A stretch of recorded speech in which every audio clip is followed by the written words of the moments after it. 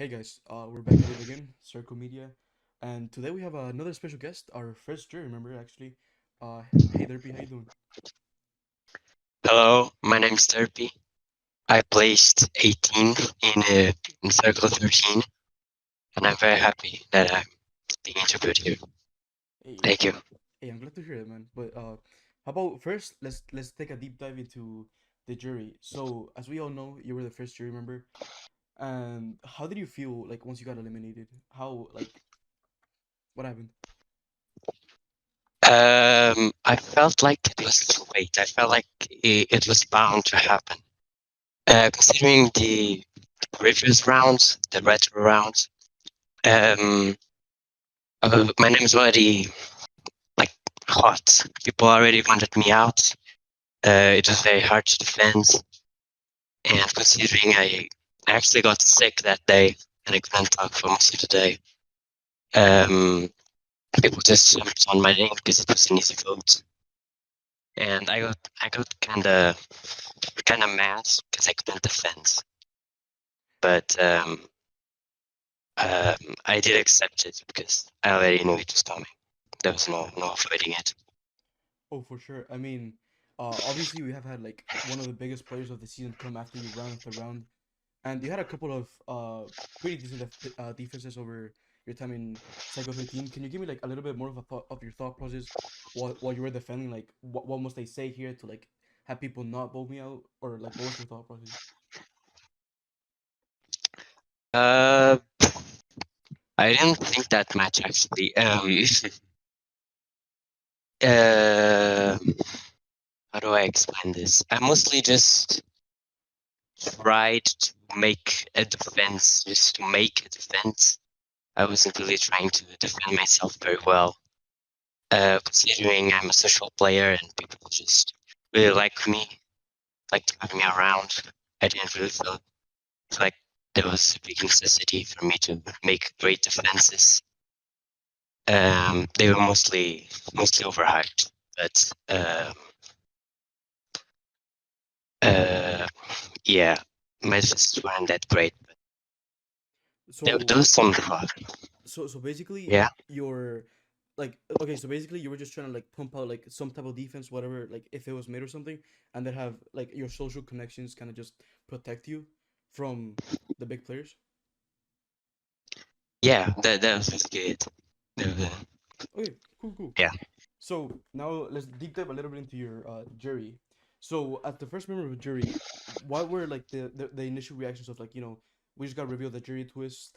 Um, you were the first juror, so how did that feel? Uh, at the beginning, I couldn't actually access any channel.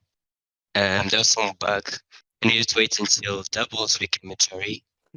I mean, a little before that, so I could have access to like the circle and the and to actually see what players are still playing. It was kind of frustrating. I couldn't actually see anything that was happening, but um, it was kind of lonely to, you know, after so many rounds, speaking with so many people and generally having a good time. It felt kind of lonely to, out of nowhere, have no one to talk to and be kind of stuck. Right. Okay, so during your jury vote, you voted meta, right? So what was your thought process behind the meta vote? I mean, I really like Meta. Meta is a cool guy. He defended me for a lot of the cycle. I did eventually find out that he was just using me. He was just manipulating me into being his friend. It was kind of messed up, but he's cool regardless. So yeah, I had to put him. Besides, I really like Dom as well, but I think I preferred Meta winning. Yeah, that's valid. Yeah, I think that was the consensus overall. But okay, so over the cycle, what was the twist that like affected you the most while you were playing through it? Mm, personally, I have no idea. I don't think any twist directly affected my game. Um, yeah, I don't think any twists in specific affected my game. Well, what about what was your favorite twist that you had to live through? My favorite twist. That's a good question. I don't know. I don't know. Is it like one I you don't could know. The think twist. of that you liked? Um, I'm sorry, man. I don't know. Like the twists, they weren't that impactful. Like there were some double eliminations and whatnot, but most of the twists didn't actually do anything. All the immunity cards were all like dumps. Yeah. It definitely found out. So the twists didn't really make much. It's a cool concept, but the execution was kind of lame. But that was all our fault as players. Oh, for sure, for sure. Um, but yeah, like okay, so once again, going back to Rezo here, he was really adamant in getting you out. Do you think if you could play again, do you think you would try to like make amends with Rezo in like a way that he wouldn't target you anymore, and you would just like not have to constantly be fighting him over and over again? I don't think that would be possible. No, I think me and Rizal are very different in the way we play, and I respect the way Rizal plays. I wouldn't do the same things he does, but I'd respect it. I don't see him changing his man off me if we played again. I think he would do just the same. Because I wouldn't change myself either. Right. Okay, so you're saying basically that like you have no regrets into the game. You played it the way you wanted to, and you're proud of it. Yeah, yeah. When compared to Cycle 9 and Cycle 11, the other cycles I played, this one I played a bit more seriously. Cycle 9, it was my debut cycle, so it was more of a joke. I was trying to figure out what stuff worked. And Cycle 11, I tried to be a uh, little more happy and just try to have a lot of fun. So I didn't actually go that far. I didn't try to target people on anything. But this cycle, I tried to be a little bit more competitive, a little more well-rounded. And yeah, that actually made me go, Yeah, go dude, far. and you killed it. Like, I'll be honest. Like, coming to C13, I think most people deemed you as like one of the wild cards of the game, followed with like someone like Retro in the sense of, you were obviously an artist in the sense of, yeah, you had like a great social game in your previous cycles, and you were just like there to like keep up the vibes, and I think that's like one of the main reasons you were casted overall, and so I think you really stuck to your values. Can you explain more why into like why you wanted to be like that happy persona that like, oh yeah, I'm like this really nice guy um type of persona in the circle? I think like the circle is it's very stressful. It's a very stressful game. If you round someone can target you and you can finish your game, you can finish your fun. So since I want everyone to like feel well and do not think irrationally, I think having someone having someone to like chill things up and cheer people up could help. I think it helps, although it does hinder my game, of course.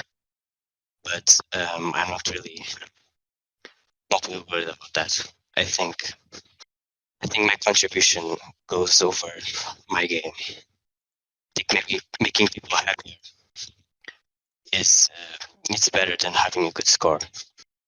Yeah, I agree with you, man. I mean, I'll be honest. I really well personally as a player in C13, every time I would like see you in EORs, it would really like come to me as like you were just trying to make everybody happy, and even then you still like contributed like a lot. And even Yeah. then, so I wanted to touch a little bit on more on the time zones discussion here. So one of the main points against you most of the times were like that you weren't really contributing during NARs, but you were doing quite a lot during the EURs, right? What was like? Do you think you could have done anything more, like, I guess, more differently in a sense to contribute more into the NA hours of the days?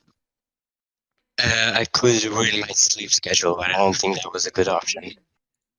Oh, Um, I think I think there was no combating that. I say that I contribute a lot in your hours. They say don't, and just back and forth.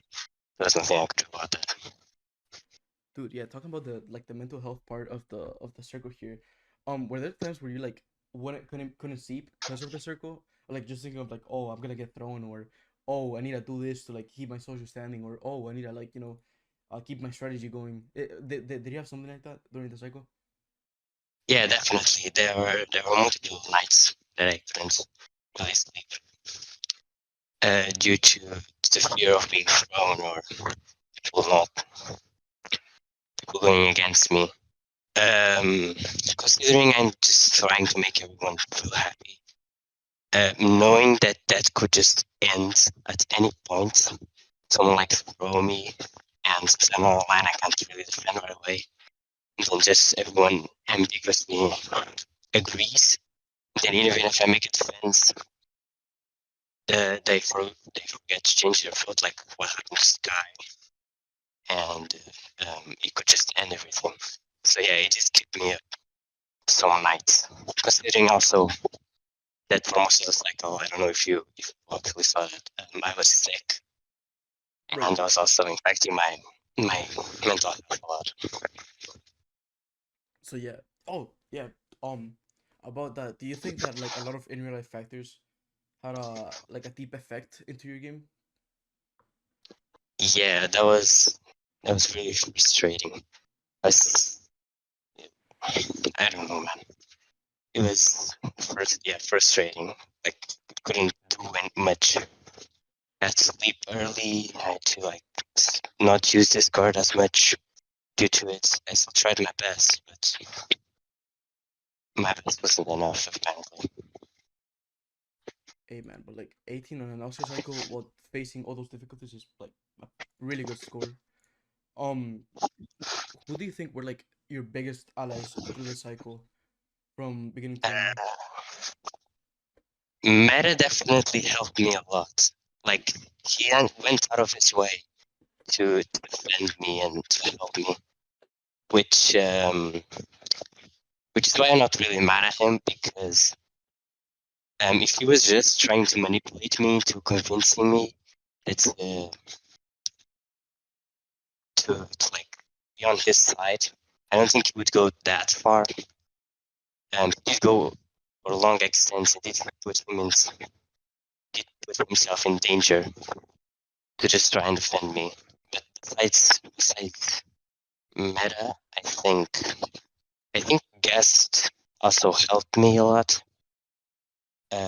They did die early, so Yeah, unfortunately. But he died a bit early. yeah, I think meta was my main help in surviving, and double as well. Double, yeah, that's a big one. So, what was okay? So in the cycle, you were obviously regarded more of a social player rather than a strategical player. What was like your overall strategy coming into the cycle and how you ended? To just have fun. To just have fun? Uh, I just I just try to have fun, to like see what I can do to go far, learn things along the way. I didn't really have any strategy. Actually, talking about that, I did just finish watching like Sidge's and Francis interview. Right. Um, and I saw like them talking about mostly Sidge, Francis not as much, but I saw like Sidge talk about how like every move they did were like plans to manipulate people into liking Sidge and to make him go far. I don't really think about that. I'm just trying to have fun, and whatever goes goes. Whatever happens happens. Yeah, for sure, and that's a really nice mindset to have. Like in the midst of all the chaos and everything that we had in Cycle 13, you were definitely someone that like I always saw just like having fun, making jokes. We had like that little derpy horny little thing, and then we had like Yeah. the nice derpy. You know, I think that like those two sides really made you stand out as like I guess one of the better wildcards in the game, in a sense where like you talked a lot of game talk, but you were also like there to just have fun. And do you think Yeah, that yeah. people mostly like appreciated that more, or do you think people like disliked that? To be honest, I'm not sure. Like, considering my placements in previous cycles, people didn't really like talk about me that much. But since I made it to final 18 this time, there were, of course, many more comments about me, and especially from like the graveyard and stuff.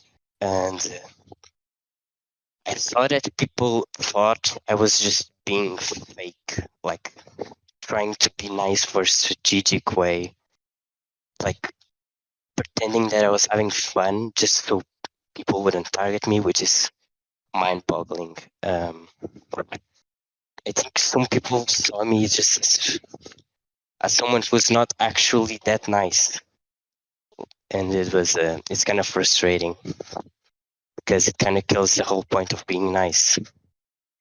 So people could be happy, but if people think I'm just doing it for game reasons, they won't actually be happy. They'll just conspire against me. Right. So I'm not really sure if people went against me more this cycle. Well, in like in a game where not really in a game where trust and deceit, I mean, lies and deceit rules. Do you think you could like blame them for thinking that it was like a quote unquote act? No, I can't blame them. Like there aren't many players that just play the circle for entirely fun reasons. So I can't blame them for thinking that. But considering they were mostly in the graveyard and could read my chat, they could read my confessional. I didn't really say much that, Ooh, um, but most people that were saying it met me that cycle, so they didn't actually know who I am and what I did right. on previous cycles and how I was outside the circle. So I think that also had some impact in what they thought about me. Okay, so yeah, going back to your confessional part. So I'm looking over here at the little graph you made. Yeah. Can you tell me like the thought process on some of the players here? Like for example, like can you tell me how you constituted their threat level or their contribution or well their activity overall? I'm just curious on like how you placed each player on their little numbers. So mostly the thought process was first I defined one of the players as a 10 out of 10 in each category. Right. And then I went one by one, seeing is this player, like in case of threats, is this player more threatening to win the game than that person, or is it less? And that was mostly my thought process in all of them, except activity where I searched, I just looked at the message count. Do you mm, um did you use this chart? If like if you wanted to target someone, would you look into this chart and like make your decision over it? Um, that chart was made after I died. Oh, after you. Oh shit. Oh, so no, I didn't. Okay, so was this more for like like the jury part, just to like be more helpful during your like I guess your decision making process on whoever made it to the end? No, not actually. I didn't actually No. send it in the first chat. I just made it for fun. Okay. I thought it would be a cool idea. Fair enough. Fair enough. Well, let's dive into one of the last questions here. Uh, do you think you have a chance at any awards this season, like just overall? I think there is only one award I see myself winning, which is most improving. I think it's self-explanatory considering my positions in the other cycles. I think I have a really good shot at winning that one. But maybe I'll get a co-host favorite from like I don't know, like Fan Eye or something. But like co-host favorite, anyone can get co-host favorite. So yeah, I think those are my best shots. Amen. Well, there, I think that's gonna wrap it up for tonight. I really appreciate you uh, having some time to share with me here and giving our first year member the interview. It was long overdue, but we finally got around to it. Really glad to get a little bit more of your thought process into the like your actual game. And I mean, if you would just want to say some final words, just let me know. I want to say to whoever's hearing this to try to have more fun than just try to win. The circle isn't just about winning and what position you have. There are many other things to do in this game, so try to explore those ones as well. Thank you. Dude, that is some great advice. I'll take that into consideration next time for myself as well. Don't worry about it. Anyways, All right, thank you nice. guys for listening to our like eighth episode, eighth interview at least. And yeah, we'll see you around next time in Circle Media.